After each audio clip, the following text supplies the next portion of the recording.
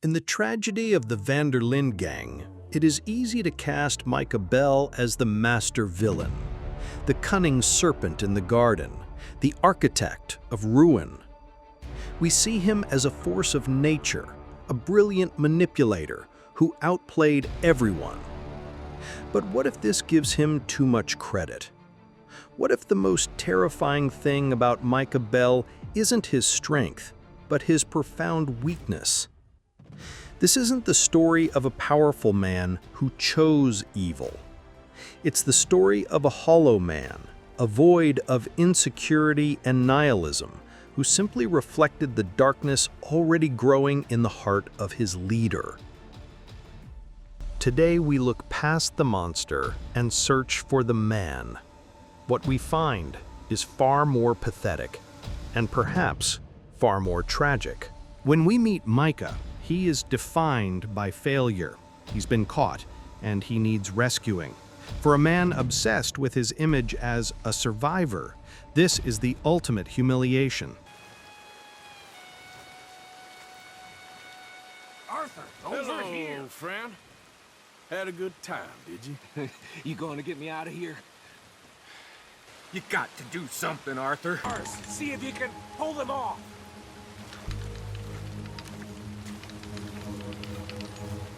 What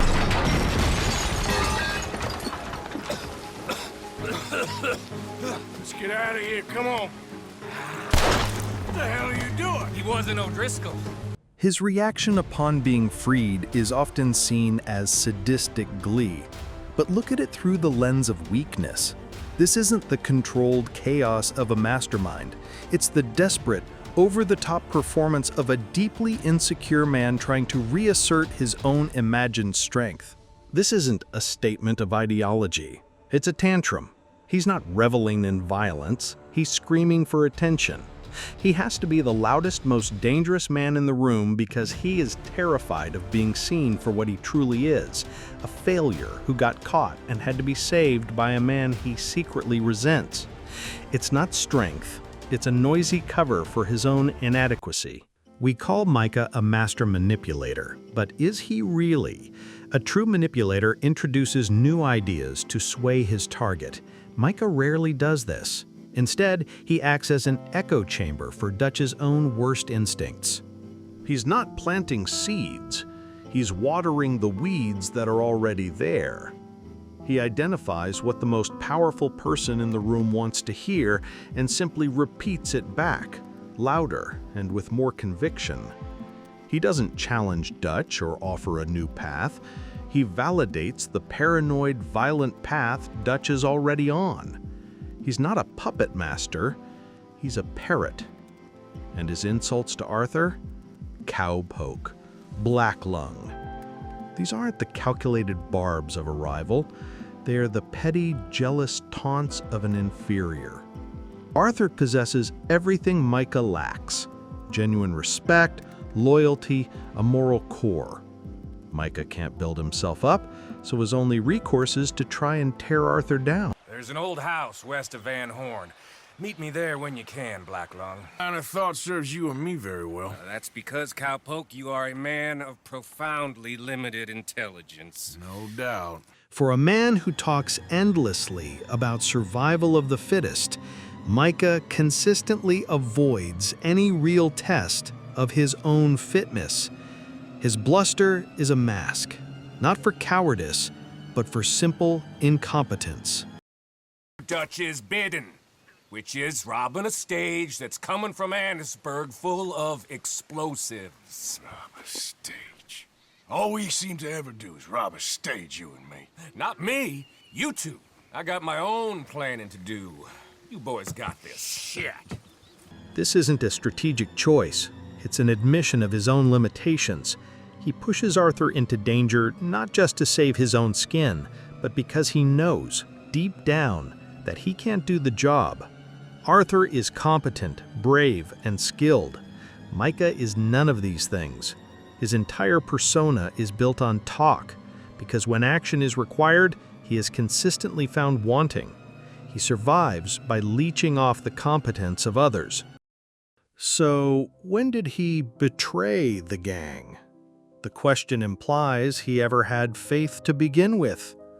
Loyalty, honor, brotherhood. These are concepts that require belief in something greater than oneself. Micah Bell believes in nothing. Micah Bell. We picked him up when you boys came back from the Caribbean, and he's been a good boy ever since. His turning informant wasn't a calculated move by a master strategist. It was the easy, thoughtless decision of a man with no allegiances. For Micah, there was no moral weight to the choice. The gang, the Pinkertons, they were just two different sides. He chose the one that offered him immediate safety. It wasn't a grand betrayal.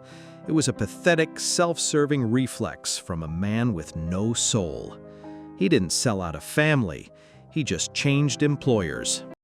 In the end, John doesn't find a kingpin living in glory. He finds a paranoid recluse ruling over a pile of stolen treasure on a frozen mountain. This isn't a victory. It's the physical manifestation of his empty soul. He has everything and nothing. His final stand is not heroic, it's pathetic. He's cornered, lashing out, using a woman as a shield. And when Dutch appears, he makes one last, desperate appeal, not as a friend, but as a servant to his master's ego. Dutch's final act isn't about choosing Arthur over Micah. It's about Dutch finally seeing his own reflection in this hollow man and being disgusted by it. He's not killing a rival. He's trying to kill the part of himself that listened to this pathetic, flattering, empty shell of a man.